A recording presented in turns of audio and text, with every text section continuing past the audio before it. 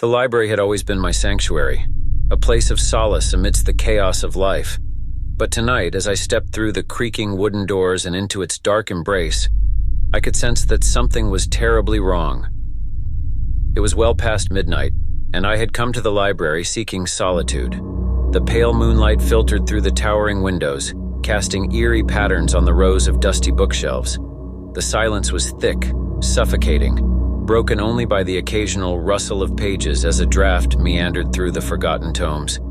I made my way to the far corner, where a worn leather armchair awaited. The reading lamp on the nearby table flickered to life, with a soft, warm glow as I settled in, the only source of comfort in the oppressive darkness. I had barely opened my book when I heard it, an unsettling whisper that seemed to emerge from the very walls. I strained my ears, trying to decipher the words, but they were unintelligible, like a secret language spoken by the shadows. My heart raced and I told myself it was just my imagination, but I couldn't ignore the feeling that something was watching me. I peered into the darkness, scanning the rows of books for any sign of movement. Nothing. I tried to return to my book, but the whispering persisted, growing louder and more distinct. It was as if a multitude of voices, trapped in the library's ancient walls, were yearning to be heard. They spoke of pain, despair, and longing, their words seeping into my mind like a chilling fog. In a desperate attempt to drown out the unnerving voices, I turned my attention back to my book. But the letters danced on the page, forming cryptic messages that made no sense.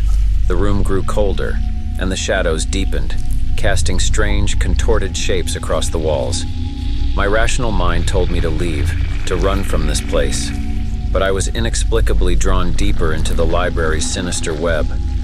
The whispering continued, the voices growing increasingly desperate, and I began to recognize words and phrases like forgotten, trapped, and help us.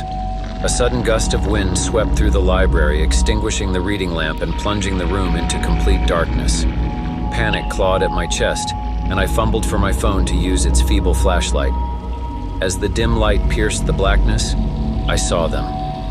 Apparitions, specters, or something that defied all logical explanation. Ethereal figures swirled around me, their faces twisted in anguish, their eyes empty voids, and their hands reached out, almost pleading. I could hear their voices now, clear and anguished as they begged for release. Terrified, I stumbled to my feet and tried to push past the relentless entities. But no matter which direction I turned, they were there, blocking my path, their voices growing more insistent, more haunting. It was as if the library itself had become a portal to the afterlife, and the tormented souls were trapped in this spectral limbo, using me as their only connection to the living world. I screamed, my voice echoing through the library, and then, in a desperate act of survival, I grabbed the nearest book and flung it at the apparitions.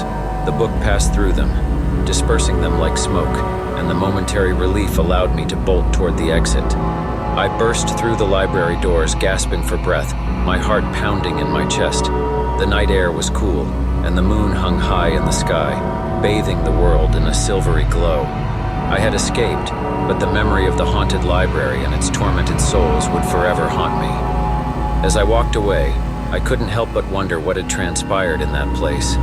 What dark secrets had been buried within those dusty shelves, and why had I been chosen as the conduit for the trapped spirit's plea for release? One thing was clear. I would never be able to look at a library the same way again, and I knew that the night's chilling encounter would forever be etched in my memory, a reminder of the darkness that could lurk in the most unexpected of places.